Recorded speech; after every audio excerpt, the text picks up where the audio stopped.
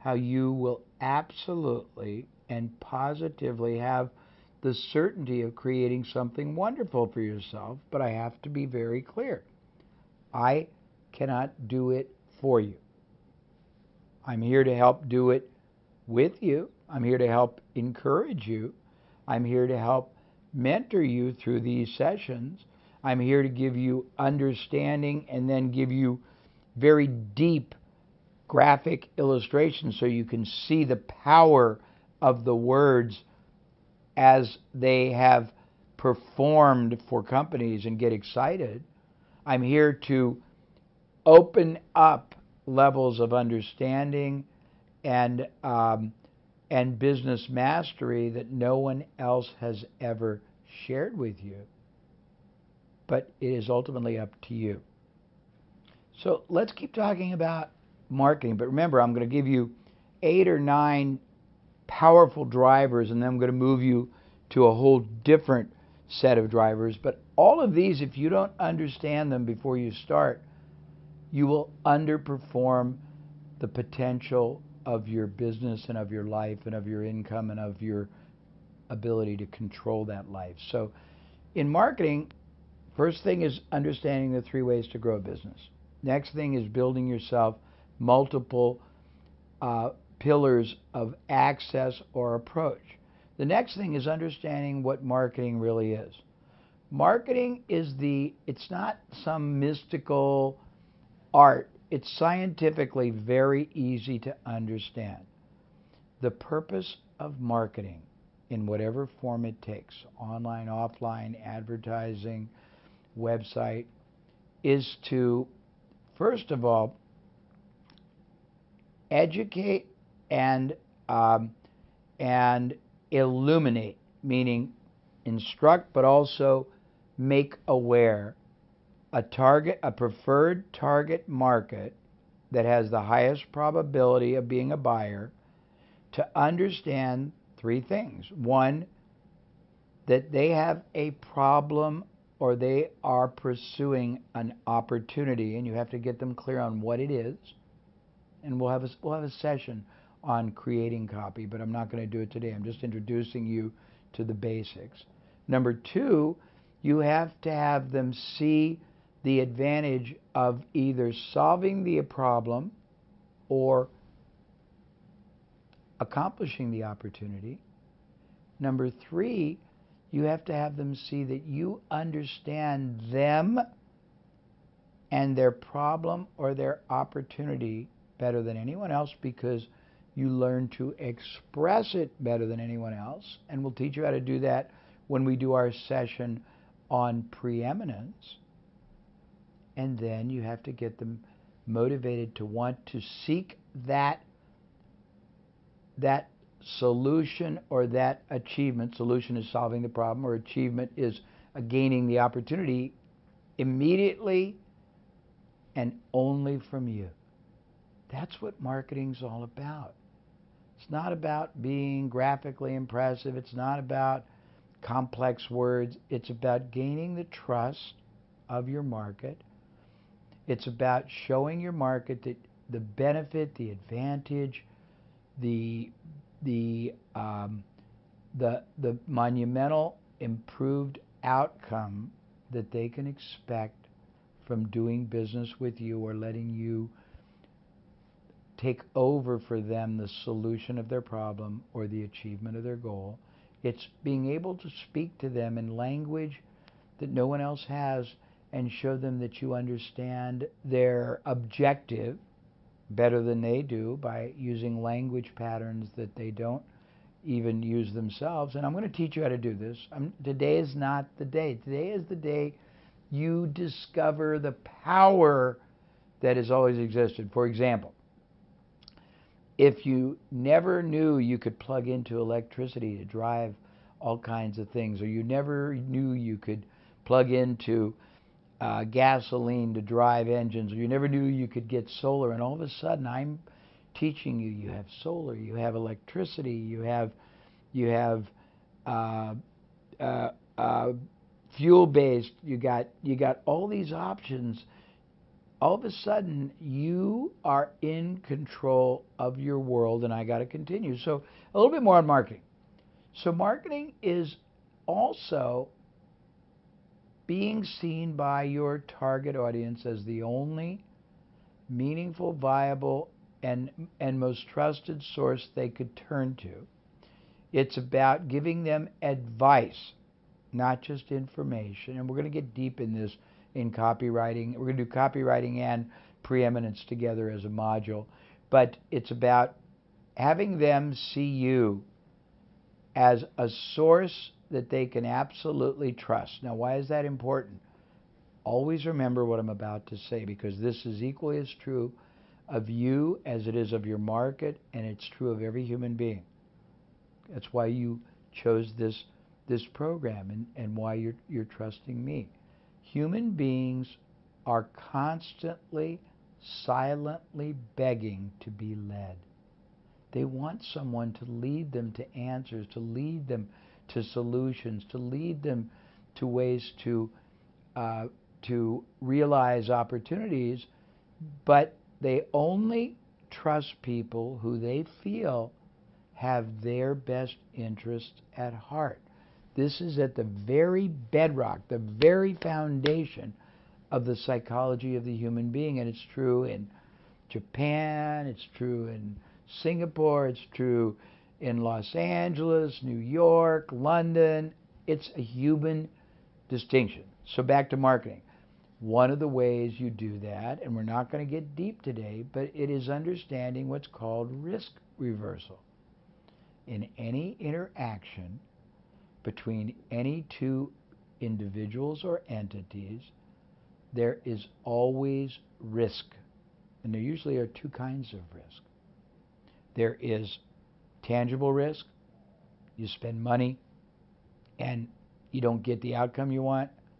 And there is intangible risk. You make a decision and spend money and you look stupid. Or if it's a big company, you buy software or a cloud-based solution and it doesn't work, and they mess up your whole business, and your business gets blown up. Or if it's hiring the wrong person, you get blamed and you get fired. And so there's always risk in anything we do, including friendship, romance. If you can understand what the most tangible and intangible levels of risk are, that very probably both consciously and subconsciously occur to your prospective market. And this also applies to growing your career, which will be another bonus section we'll talk about if you decide you don't want to be an entrepreneur. But I would say entrepreneurship is more fun. If you can understand the risks and you can relieve, eliminate, reduce, or totally overcome them for somebody and make it easier to say yes than no, you will enjoy even more of this success-favored outcome that I talked about. You want to make success a more likely outcome than failure. Okay, so marketing has all these cool components. And I will get deeply into a module on marketing. But remember, this segment is merely showing you where you have what I call enormous upside advantage, upside leverage. By the way, I think I said this in the first module, but maybe I didn't. And if I did, it's worth hearing again. Your job in business is to put the maximum ethical advantage in your hands and move the maximum ethical disadvantage to your competitors or to the alternative competitors. What does that mean? Well, example, if you were selling a supplement for weight loss, your direct competitors are other supplements for weight loss. The alternative competitors are people that sell other means of losing weight. Personal trainers, videos, books, gyms, exercise bikes, other equipment. So you have to be able to understand advantage, disadvantage, opportunity, problem solving, both. And this gets into marketing. But I don't want to get deep into marketing, believe it or not. This is just the outer periphery. There's so much to share with you, and we will share it two ways. We'll share it in a module, but we'll share it in a wonderful written book as well. Now, all I'm doing right now is showing you these power principles, these drivers that give you great advantage. The first one is strategy. Second one is marketing. I may not be in the right order. The third one is relationships. We're going to talk about how poorly or how masterfully you use relationships. And this is a huge, vast area of opportunity and a very big overlooked area. So let me give you just a few of the areas. And again, I could talk for hours and hours and hours and go very deep on any of these. But what do I mean by relationships? Well, if you don't have a business, the first thing you want to do is figure out who you can access. And access can mean pick their minds as a mentor. It means get them involved as an advisor, an investor. It means partner with them because they have a list. It means get their introduction of you to other people because they have access to your market. There are tons of people, organizations, media, experts, influencers that have what you already want, but you can't maximize your ability to harness the power of relationships until you first understand three things. One, what is it you're trying to accomplish? Because without the right questions, you'll never get the right answers. What are you trying to accomplish and why? For example, and there's lots of answers to this question, lots of questions. Let's say that you have many things you're trying to accomplish. So you build a list. First thing is you want to find everybody out there who has a product or service or media that reaches the same kind of a prospect or decision maker that you're going to want to reach when you end up starting your business, selling your product or service. Two, you want to go to vendors of those kind of products and see who they know outside of the market you are targeting who do the same thing that might be a good company or individual for you to partner with or to get to mentor you, or who's already got a great success formula that you can model and just pay them a license. These vendors might also know salespeople that are unhappy working for their current company and that you could hire full-time or part-time to represent you. You want to find people who have stature to their name. It can be celebrities. It can be people who have a job that nobody even knows their name, but they have incredible importance relative to what you're doing. It can be people who either write articles for media, online, offline. It can be retired people who have great resumes, and you want to use them three ways. And when I say use, I mean ethically utilize. You want to see if they'll become advisors to you and let you use their name in your marketing and promotion so you have credibility. You want to see if they'll be advisors to you and give you insights and guidance you don't have. You want to see if they'll be advisors to you and give you access to their networks of relationships. The next thing you want to do is figure out what skill sets, what abilities you have and you don't have. Why? Because you have to play to your strengths and you have to figure out how to either avoid focusing or needing to depend on your non-strengths, not weaknesses, but non-strengths, and find other people who possess the strengths you don't and find ways to get them to help you. There's many ways to do that. And again, I'm just showing you just the outer elements of this. I can go so deep, and we will probably on other modules. But for example, you can, let's say you don't know a lot about technology. You can find somebody that does, and in exchange for them collaborating with you, give them a share of the revenue that results from your business, or give them an equity in your business. Or if they normally would charge $10,000 but you don't have $10,000, pay them $20,000 or $30,000, but pay them as a percentage of the sales that come. You want to get a mastermind alliance. And this is similar but different to advisors. Advisors are people who possess distinction you can use to your marketing advantage along with their expertise and network.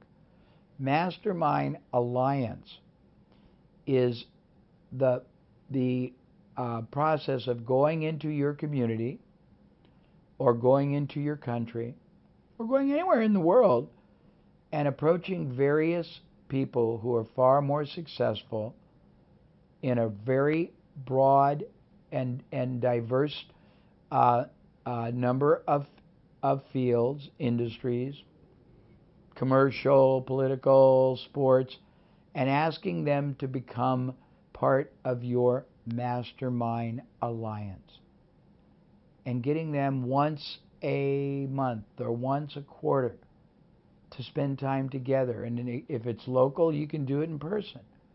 If they're all over your country, you can do it by Skype or by whatever. We use Google Hangout, but there's lots of different vehicles.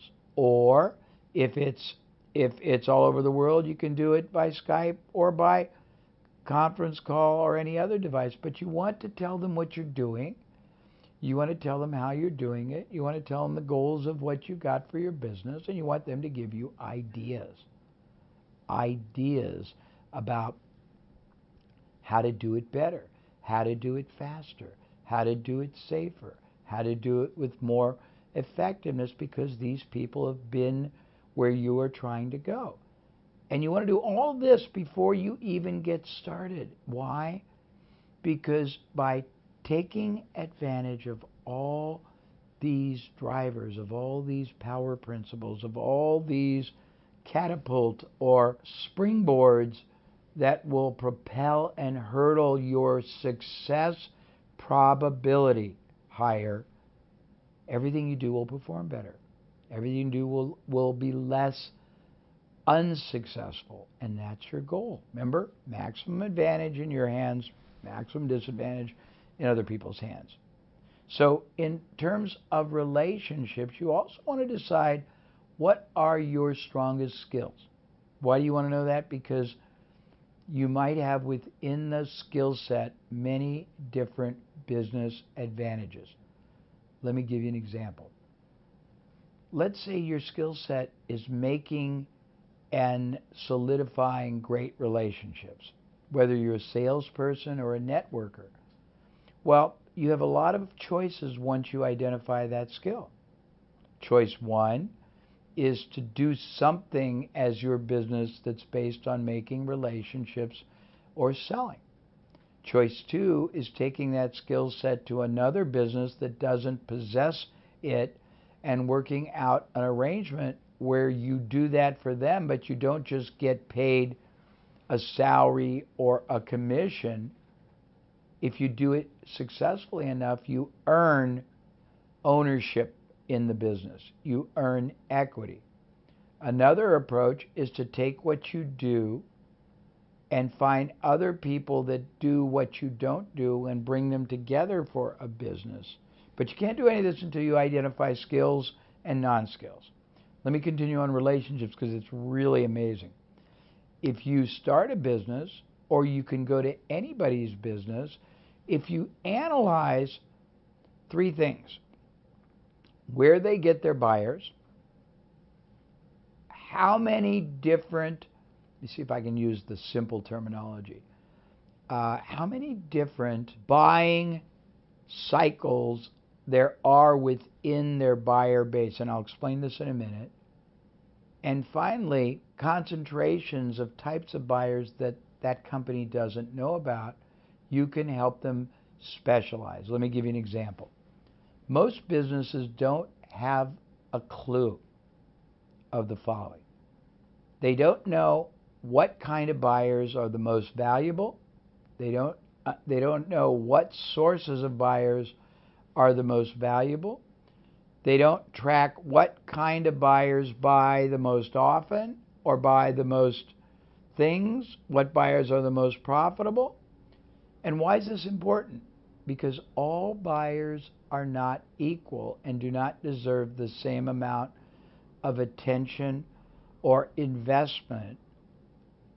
But you can't know until you analyze. Most people don't analyze. And when you analyze the data, and the data means you look at the buyers that a company has. You go to a company and say, I'm going to find you hundreds of thousands or millions of dollars of opportunity you didn't even know exist. And as you're doing this, you're learning how to do it for all kinds of other people. You're learning where you can do it permanently for that company or lots of other companies like it around the country, around the world. But here's what you will find.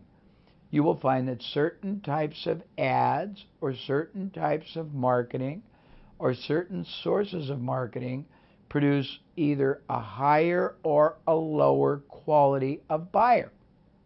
This is very interesting. Certain kinds of marketing may actually produce somebody who's more profitable right away, but that buyer may not buy as many things for as long a time as somebody that came from another source. And if you don't know that, you might think, hey, the buyers from this magazine are great, when in fact they're only great because they make you profit one time, but they don't buy over and over again. Another source of buyer, maybe trade shows or your blog readers, might be less profitable initially, but buy more things more often for longer, but nobody knows that. Finally, you might have a category of buyer. Maybe for whatever reason, the product or company or product or service that a company, and I'm assuming you're working with another company because you were talking about starting a business, or you're looking at buying someone's business, so you want to analyze this before you buy. They may accidentally and unknowingly have a huge number of doctors as their buyers, even though they don't sell to doctors intentionally. Well, if that's the case, you know that that product or service really appeals to doctors. You can start targeting doctors. But this concept of relationship leverage, of maximizing relationships, is profound. It's enormous, and it goes even deeper.